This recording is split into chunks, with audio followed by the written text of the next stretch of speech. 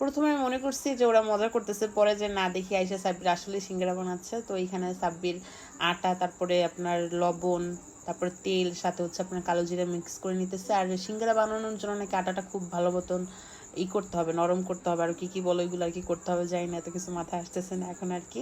তো এইখানে ও খুব ভালোভাবে এইগুলো করে নিতেছে আর কি। সো আমি এটা দেখার জন্য অনেক এক্সাইটেড ছিলাম, এর জন্য আর কি ক্যামেরা নিয়ে যাই, এর ভিডিওটা করি। তো এইটা বানাই ফেলছে ও রোলটা, আর ও এইটা বানাইয়া প্যাকেট করে রেখে দিছিল কিছু সময়। তো এখানে কাকি করতেছে কি, যে সিঙ্গারের ভিতরে যে জিনিসটা দিবে ওইটা এখানে কাকি বানাচ্ছিল। তো এর জন্য যা যা প্রয়োজন আপনার বিভিন্ন রকমের মশলা, সেগুলো আমরা এখানে নিয়েছিলাম আর দেখাইলাম আপনাদেরকে। সো এখানে কাকি প্রথমেই পেঁয়াজ ভেজে নিচ্ছিল, পেঁয়াজ মরিচ, তারপর আলু দিয়ে দিচ্ছে, দিয়ে একটু মাখাই নিচ্ছে আর কি।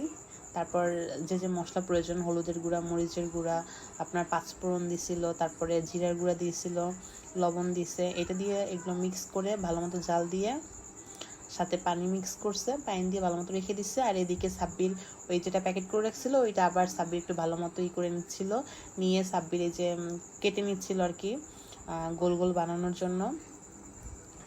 ওর আজকে অনেক কষ্ট হয়েছে, এগুলো করতে অনেক কষ্ট হয়, হাত পুরো ব্যথা হয়ে যায়। তারপরও করছে আমাদের জন্য আর কি।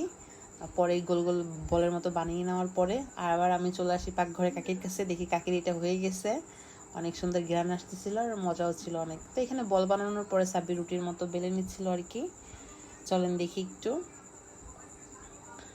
কাটিং করে নিচ্ছে। আমি ছোটোবেলায় যখন স্কুলে যেতাম না, তখন আম্মু ওই সিঙ্গারা, তারপরে সমোসার যারা বিক্রি করতে ওদের কাছে জিজ্ঞেস করতে এই শেপটা কীভাবে বানাইতো, তা আম্মু পারতো না ওইটা। তো এখন মনে পড়ে গেছে, তা আম্মু ওদের কাছ থেকে শিখতো, বাট আম্মুর আর মনে থাকতো না।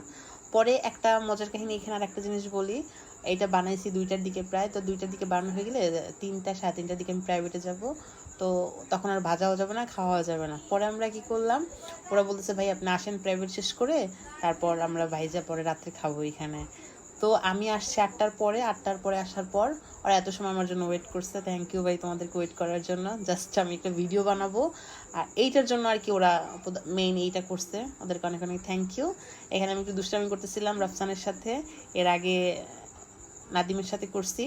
এর মধ্যে এই যে হয়ে গেছে, কি সুন্দর কালার আসছে, অনেক মজা হয়েছে ভাই, অনেক টেস্টি হয়েছে, একদম দোকানের সিঙ্গারার মতোই মনে হয়েছে।